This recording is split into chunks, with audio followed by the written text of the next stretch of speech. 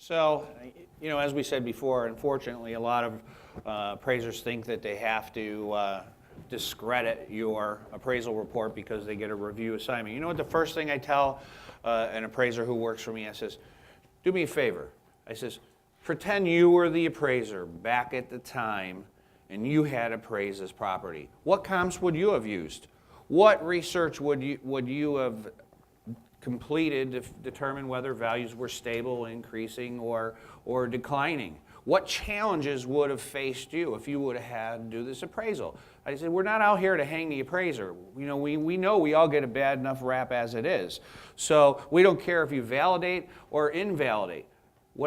However you do your review, we want to make sure that you treat it as if you would have had to appraise this property. And you know what? When I say that sometimes to an appraiser, all of a sudden the light bulb goes out and they get a little sense of relief because now they know that we're not sitting there saying go hang the appraiser on the origination appraisal. But at the same time, I'm expecting that appraiser to call it like they see it. If it's a bad report, tell me why, show me the support. If it's a good report, tell me why those were the best comps used.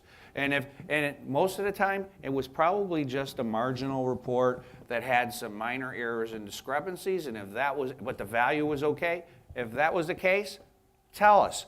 The most important thing you can put in your review and that you want to look for if you receive a negative review is there a closing argument in there?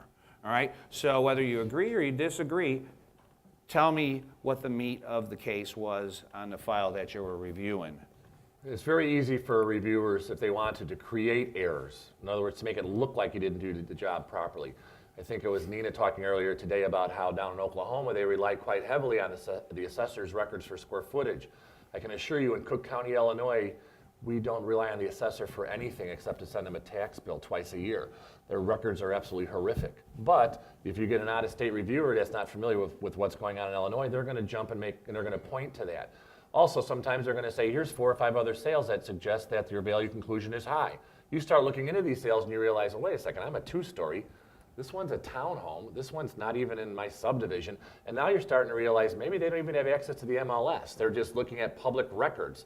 They shouldn't be performing a review or standard 3 unless they have the same material available to them that you had available and your peers have available to you. Nina. Well, we had to follow this morning. Okay. With you. All right, thank you. Okay, just real quickly, if you don't rely on assessor records in Illinois for your comps, where do you get their square footage? The square footage can come from a lot of different sources. In Illinois, we have something that, I don't know if you guys ever had it in New Jersey. Did you ever have RedLink? RedLink was a service in Illinois. It's almost defunct, but it's still there. It has over 500,000 properties that have all been measured by appraisers. There's also, we finally fought with our board, our MLS board, and they're finally starting to report square footage. Believe it or not, for years they would never give us that. And in some markets, we've had to go right down to factors based on adding up the rooms and using multiple factors, as long as you're disclosing how you're doing it to be consistent. If you get into the collar counties, the assessors become much more accurate. I mean, almost like right on accurate. Right. But it's just in Cook, unfortunately, people are throwing up additions at night. Yeah. They're not getting permits. We have a question in the back. Follow-up question? Oh, please, just one more thing, please. How many of you here appraise in New York at all? Any of you? And I don't know, you may do the same thing here. On some of the reviews that I've seen, the assessors gives the main level of the floor of the home for square footage, but then it has like a finished attic or something like that. And appraisers are going in and saying, well, it's half the square footage of what the lower floor is. And that's what they're telling you the GLA of the comp is that it's 1.5 times what the lower floor measurement is. Is that typical in your area? Depends on the market. Some assessors will take a case and say second floor is 50% All right, in the back. The good old days. We have a question. On a weekly basis, I find several errors on these on the property record cards. So my question is, in this one example, The house was purchased 4 years ago, and the discrepancy was 1,000 square feet. So let's just pretend I found it out, informed the assessor, and they made the change. Now, what happens if there was an appraiser who used that house 4 years ago and used that square footage? And now your Fannie comes back today, well, after I gave them the correct information, and then now what happens to that appraiser? That's why you should keep a work file. I mean, he's going to have to. Well, no, I don't know here, about here, that, but I I'll would play print the off. game. I would have It's printed out the 5 assessor's years. records It's 5 4 years years ago. and 1 day. It's 5 years and 1 day, and the appraiser threw out their files because after 5 years they throw them out.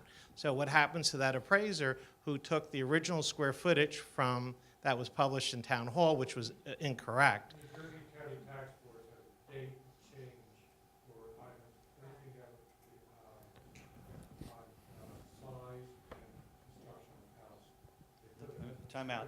No one else can hear you. That's probably when you want to call your E&O insurance and an attorney. I would strongly recommend, because I can tell you that most state regulatory agencies, if it's over 5 years, they're so backed up.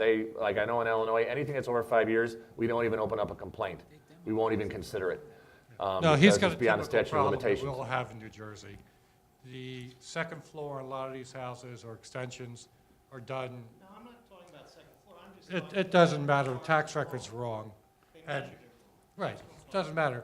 But if they if you went to the tax assessor and he changed the record, New Jersey County Tax Boards would have a date of that change, that record being changed, showing a different square footage. And it's online. It would not, absolutely not. They do, I've seen them. Not in Hudson County, they won't. All they will show. New Jersey County Tax Records website. All right. We're, hey, we're filming this. Gentlemen,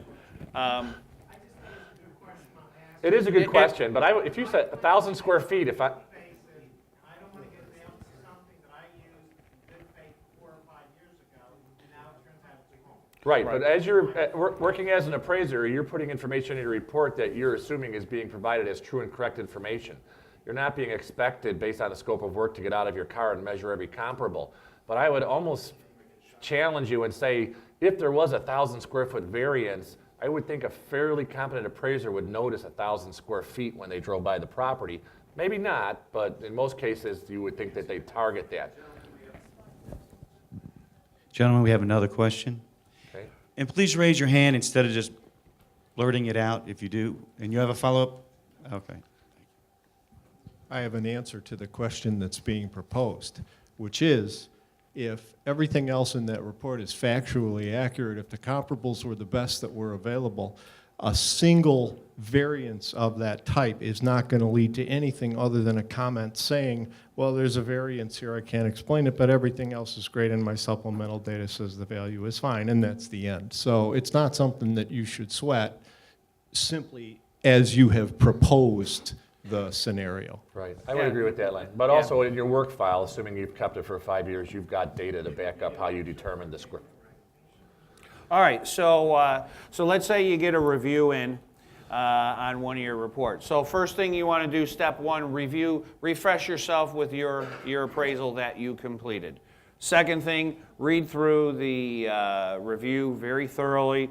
And any discrepancies that review cites in your assignment, now you need to go through and now you need to verify what that reviewer is saying. Don't assume that the reviewer's information is correct, because remember, they're coming in here trying to discredit your report. They're saying your information is incorrect. So you're going to have to do a little due diligence. That's why if you have a real good work file, you can open it up and you have the data right back to dispute it. Does the negative review provide sufficient supporting data for its conclusions, or was it subjective in nature and lacking substance? A lot of the times you'll see that. And if that's the case, you will be able to successfully defend against it. But what happens if the reviewer was correct?